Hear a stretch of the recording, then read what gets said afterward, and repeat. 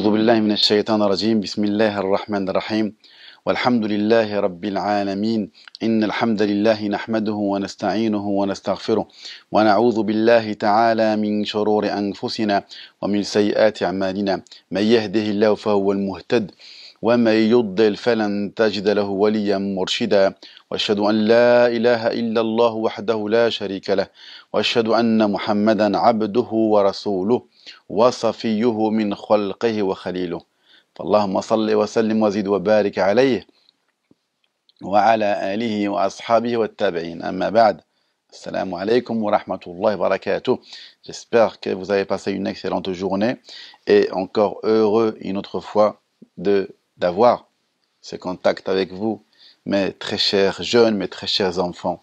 Bien, alors aujourd'hui, une autre histoire encore, j'aimerais vous raconter une histoire qui va nous ramener vers une morale, ne l'oubliez pas. Ces histoires, je les narre, je les raconte pour qu'on puisse en tirer une morale. Et ce ne sont pas des histoires qui sont racontées par d'autres personnes, ce sont des histoires qui émanent d'Allah subhanahu wa ta'ala dans le Coran et dans la sunna du prophète alayhi salatu wassalam. Alors, cette histoire est racontée par le prophète salawatu rabbi alayhi wa sallam, dans un hadith rapporté par Al-Bukhari et Muslim. Quand je dis Al-Bukhari et Muslim, rahmatullah alayhima, ça veut dire que ce sont des hadiths qui sont authentiques. D'accord, il n'y a pas de doute en ces hadiths-là. Bien.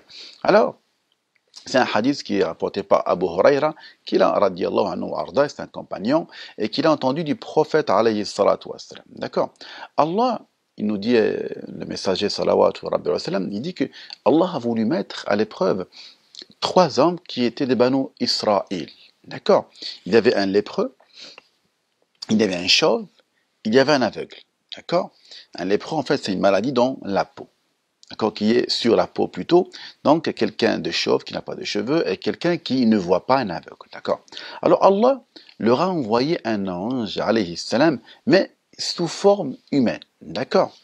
Cet ange, alayhi salam, est parti voir, donc, en premier lieu, le lépreux. Et il lui dit, que veux-tu, que désires-tu le plus au monde? Et le lépreux lui dit, je veux une belle peau et un beau teint. Parce que les gens sont dégoûtés lorsqu'ils me voient. Non, lui, il ne voulait pas que les gens le voient ainsi. D'accord.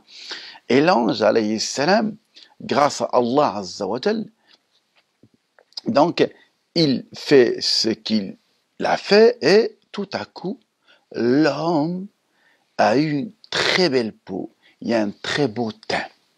D'accord. C'est grâce à Allah azza wa jal. D'accord. Et il lui dit encore, quel bien préfères-tu? D'accord. L'ange, il a continué à lui parler, qu'est-ce que tu veux? Et l'homme qui était lépreux lui dit, les chameaux. Bon, pour être honnête, au moins donc, celui qui narre en fait ce hadith n'était pas sûr s'il a répondu vache ou il a répondu donc autre chose, parce que les 3 autres, vous allez voir, en fait, chacun va demander un type de bien, un type d'animaux. Bien. Lui, il lui dit donc les chameaux. Il répondit. Et qu'est-ce qu'il fait? Effectivement, grâce à Allah azza wa jal, il a reçu alors donc ce qu'il a voulu, c'est-à-dire il a reçu une chamelle qui est à terme, c'est-à-dire que la chamelle va avoir un bébé. Et l'ange lui dit que ta chamelle soit bénie, Allah ibarak, d'accord, qu'elle ramène de la baraka, de la bénédiction. Il en finit avec le chauve, plutôt avec le lépreux. Maintenant il va vers le chauve. Maintenant il va, d'accord. Il va vers le chauve et il lui dit, rappelez-vous, hein, c'est une épreuve d'Allah azza wa jal. C'est une épreuve. C'est Allah qui a envoyé cet ange-là, alayhi salam, à ces 3 hommes. Il lui dit, même chose. Que désires-tu le plus au monde? Et il lui dit, je veux avoir de beaux cheveux. Ne plus avoir de calvitie. Parce que les gens, quand ils me voient, ils sont dégoûtés. Bon, c'est pas parce que quelqu'un, par rapport à lui, hein, ça ne veut pas dire que si quelqu'un est chauve, c'est que les gens vont être dégoûtés à sa vue. Non, non, loin de là. Mais on parle de cet homme-là. D'accord? Donc l'ange, alayhi salam, donc grâce à Allah azza wa jal, cet homme a eu donc une belle chevelure. D'accord? Et il lui dit, quel bien préfères-tu? D'accord? Et l'homme de lui répondre, celui qui était chauve, il lui dit les vaches. D'accord? Il lui répondit les vaches. Et il lui donna alors une vache pleine et lui dit que ta vache soit bénie. D'accord? Et ensuite, il va chez l'aveugle. D'accord? Et il lui dit que désires-tu le plus au monde? Et l'homme répliqua soudainement qu'Allah me ronde la vue pour que je puisse voir les gens. Lui, il veut que la vue, c'est très important, mes jeunes enfants. C'est très, très important. Imaginez, juste, essayez de vous bander les yeux et vous allez voir comme, qu'est-ce qu'ils vivent ceux qui sont aveugles. Alors là, l'ange alayhi salam, bien sûr, avec la volonté de Dieu, il lui ramena et lui accorda la vue. C'est Allah qui accorde la vue. Mais grâce à Allah Azza wa Jal, il lui renda la vue. Il lui dit, quel bien préfères-tu? Il lui dit les moutons, je veux les moutons. Donc le premier, il a les chamelles, le deuxième, les vaches, et lui, les moutons. Et qu'est-ce qu'il lui donne? Il lui donne une brebis, donc, et son petit. D'accord?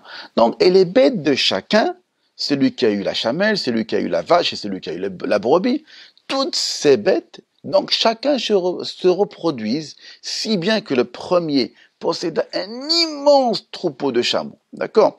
Le deuxième, un immense troupeau de vaches. Et le troisième, bien sûr, le dernier qui était l'aveugle, un immense troupeau de moutons. Ils sont devenus riches dans ce cas-là, d'accord? Quelque temps plus tard, qu'est-ce qui se passe?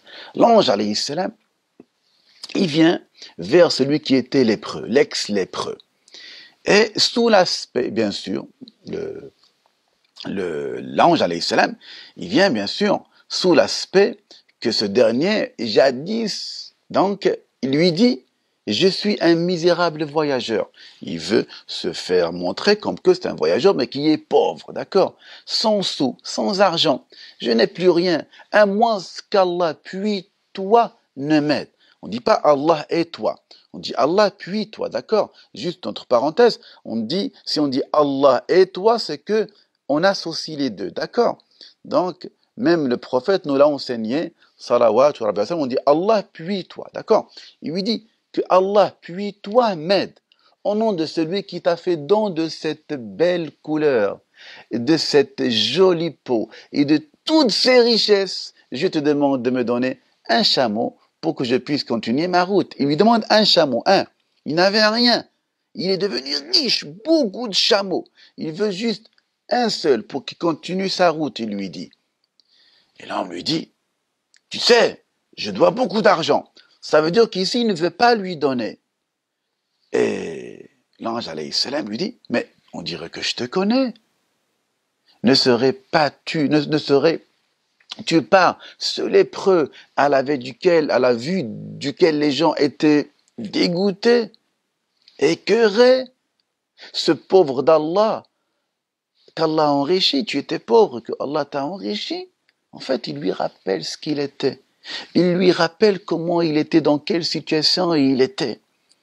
Il lui dit, non, c'est un héritage de père en fils. Et deuxièmement, il ne veut pas lui donner. Deuxièmement, il lui ment. Déjà, donc, il est avare, il ne veut pas partager, il lui ment. Alors, l'ange lui dit, si tu mens, alors qu'Allah te relègue à ta première condition. Ça veut dire, si tu mens, qu'Allah te ramène comme tu étais auparavant. L'ange, alayhi salam, il se dirigea ensuite vers l'ex-chauve, celui qui était chauve. Et bien sûr, sous l'apparence que ce dernier avait auparavant. D'accord? C'est-à-dire comme lui. D'accord? Sous la même apparence. Au début, il est parti avec une apparence comme celui qui était lépreux. Et là, maintenant, il part avec une apparence avec l'apparence qu'avait celui qui était chauve. D'accord? Ils échangèrent la même chose. Je suis un pauvre voyageur. Je veux juste que tu me donnes donc une bête pour que je puisse continuer mon voyage. Même chose, il lui dit. Et il lui ment lui aussi. Non. Et l'ange lui dit, si tu mens, eh bien qu'Allah te relègue à ta première condition. Qu'Allah te ramène comme tu étais auparavant. Regardez les gens comme ils sont ingrats. Comme les gens oublient comment ils étaient. Et enfin, il va vers maintenant celui qui était aveugle. Et sous l'aspect qu'il avait encore jadis. C'est-à-dire sous l'aspect d'un homme qui ne voit pas aussi. Il lui dit, je suis un misérable voyageur. Sans sou, Sans argent, je n'ai plus rien, à moins qu'Allah, puis toi, ne m'aide. Au nom de celui qui t'a rendu la vue, il lui rappelle qui lui a rendu la vue. Je te demande de me faire don d'une brebis, une brebis, alors qu'il en avait beaucoup, il en avait, une brebis pour que je puisse continuer ma route. Et l'homme lui dit, j'étais aveugle, puis Allah m'a redonné la vue. J'étais pauvre et Allah m'a enrichi. Prends donc ce que tu veux. Je jure, il jure par Allah. Il jure qu'aujourd'hui, quoi que tu prennes pour Allah, quoi que tu prennes, je ne t'en voudrais pas. Ça veut dire, prends ce que tu veux, vas-y. Tu peux prendre, il n'y a aucun problème. Et l'ange lui dit, garde tes moutons. Vous avez en fait été mis à l'épreuve. Et là, il lui rappelle, vous avez été mis à l'épreuve. Il lui rappelle, il l'informe plutôt que c'est Allah qui vous a mis à l'épreuve. Et Allah est satisfait de toi, contrairement à tes deux compères. Contrairement aux deux précédents, celui qui était lépreux, l'ex-lépreux et l'ex-chauve, alors que toi, tu as réussi l'épreuve. Les enfants, les jeunes, moralité, qu'est-ce qu'il faut? C'est qu'il faut, premièrement, toujours se rappeler comment on était auparavant. Deuxièmement, toujours remercier Allah pour les bienfaits qu'il nous a donnés et tout ce que tu as, c'est Allah qui le donne. C'est Allah qui le donne et c'est Allah qui enlève. Et ne jamais mentir. Jamais ne mentir, quelle que soit la situation. C'est la moralité de cette histoire, de ces trois. Et cette histoire nous est racontée par le prophète lui-même, alayhi salatu wassalam. N'oublie pas que les biens d'Allah sont nombreux. À nous de remercier Allah et de faire aussi, surtout, quand quelqu'un vient te demander de l'aide, ne le rejette pas. Partage ce que Allah t'a donné avec ceux qui sont nécessiteux, avec ceux qui sont pauvres, parce que tout ce que tu as ne t'appartient pas. Et ça ne m'appartient pas. Tout ce que j'ai ne m'appartient pas non plus. Tout appartient à Allah Azza wa Jal. Mais il nous met à l'épreuve. Est-ce qu'on va être solidaire? Est-ce qu'on va être généreux? Est-ce qu'on va remercier Allah pour ses bienfaits ou pas? Voilà mes chers enfants. J'espère qu'on va tirer encore des leçons de cette belle histoire. Je vous dis à demain. Prenez soin de vous ainsi que de vos parents. Assalamu alaikum wa rahmatullahi wa barakatuh.